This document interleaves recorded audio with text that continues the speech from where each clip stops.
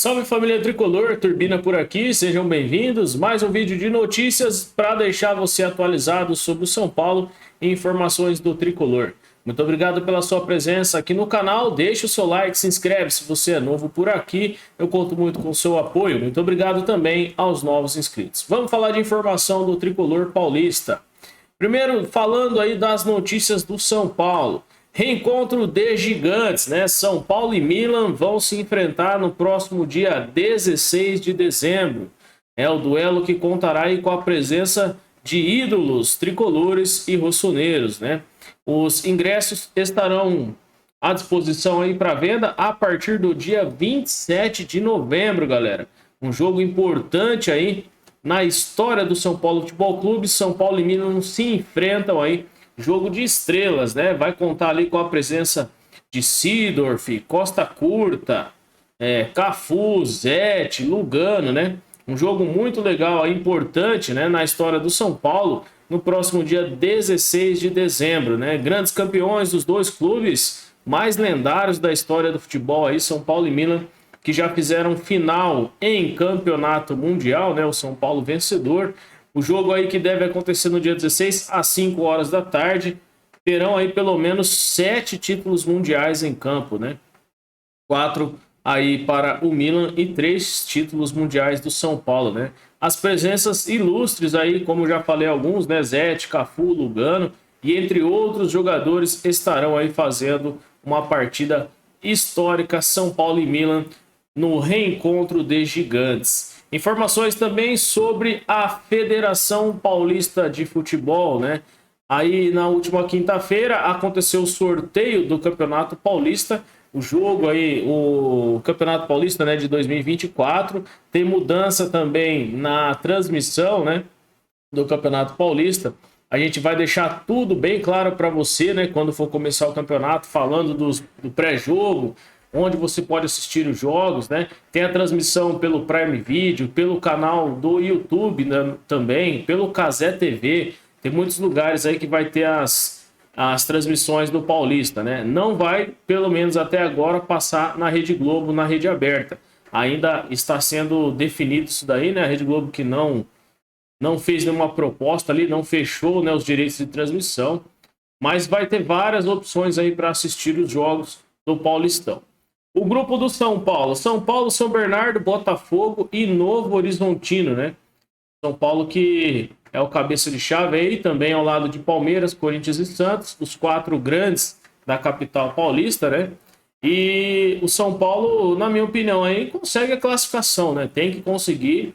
Botafogo, Novo Horizontino e São Bernardo são bons clubes aí no interior, mas o São Paulo tem um favoritismo, né? Tem que conseguir a classificação aí no São Paulo Futebol Clube, né? O Campeonato Paulista aí, que é um torneio, talvez aí um dos maiores e mais difíceis, né? Dos estaduais, né? Tem bastante rivalidade aí, né? O São Paulo que chegou em 2 finais nas últimas 3 edições, sendo campeão em 2021, perdendo a final em 2022. Já em 2023 não foi tão bem assim, né? Os outros grupos ficaram definidos no grupo A, Santos, Ituano, Santo André e Portuguesa. No grupo B, Palmeiras, Água Santa, Guarani e Ponte Preta. Grupo C, Corinthians, Red Bull, Bragantino, Mirassol e Inter de Limeira. E aí no grupo D tem São Paulo, São Bernardo, Botafogo e Novo Horizontino, né? O campeonato que vai ter início no dia 21 de janeiro. No total aí são as 16 equipes que disputam o torneio, né? E vamos torcer aí para que o São Paulo consiga mais uma vez ir à busca do título no Campeonato Paulista 2024. Para a gente falar das informações também do Tricolor, no geral, categoria de base. Os jogos aí deste sábado, né? O São Paulo tem confronto pelo Sub-12 e pelo Sub-14, que recebem o Palmeiras para a disputa do jogo de volta das semifinais aí do Campeonato Paulista, né? O São Paulo que acabou sendo derrotado no primeiro jogo por 2-1 na equipe mais velha Sub-14, enquanto a mais velha aí perdeu por 2-0, né? E a Sub-12 perdeu por 2-1, né? Então agora o São Paulo tem que tirar essa diferença. Campeonato Paulista Sub-12, semifinal, segundo jogo, às 14 horas, São Paulo e Palmeiras no CFA Laudo Natel. O jogo que acontece em Cotia, entrada gratuita e tem a torcida única do São Paulo. A transmissão pelo YouTube Futebol Paulista.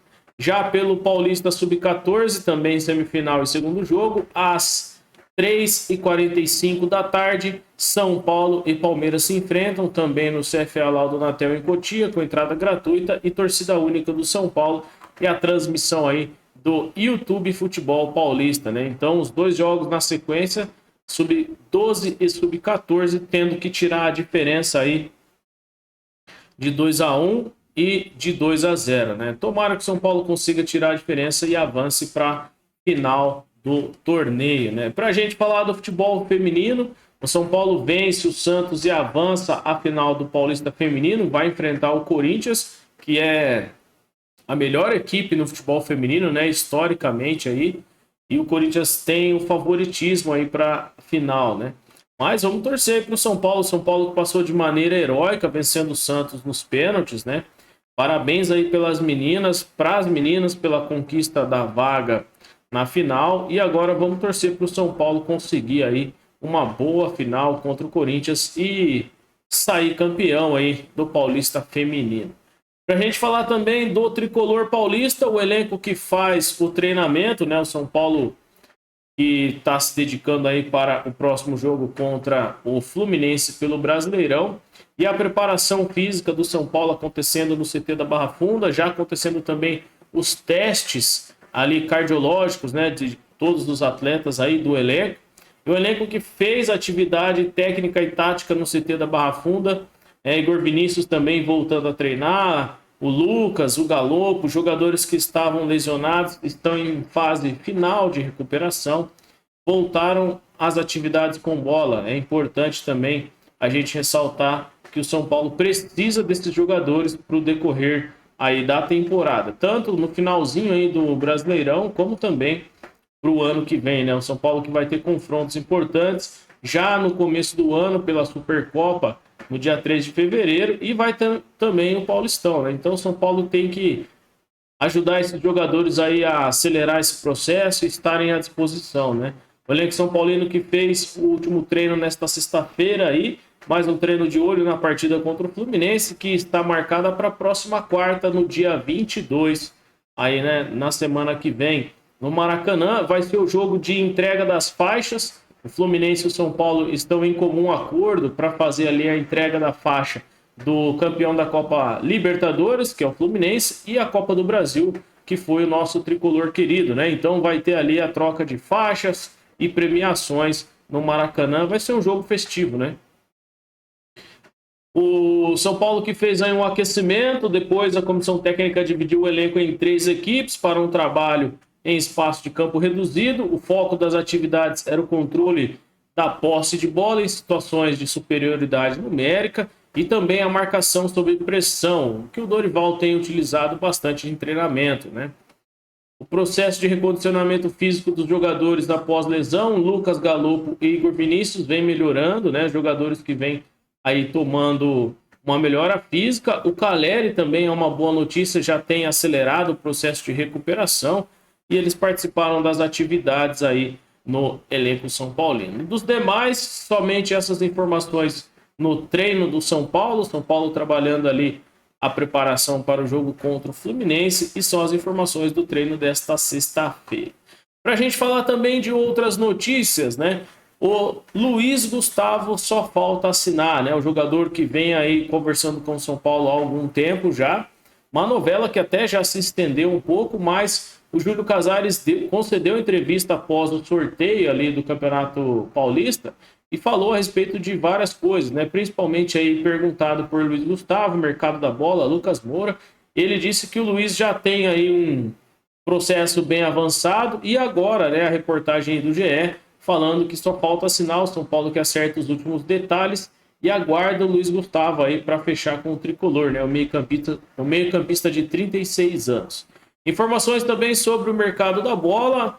Aí a informação do GE é que há um interesse do São Paulo no meio-campista argentino que joga pelo América Mineiro, né? O Emanuel Martinez aí, o Martinez do América, né? Um jogador de 29 anos com bastante destaque aí no campeonato, né?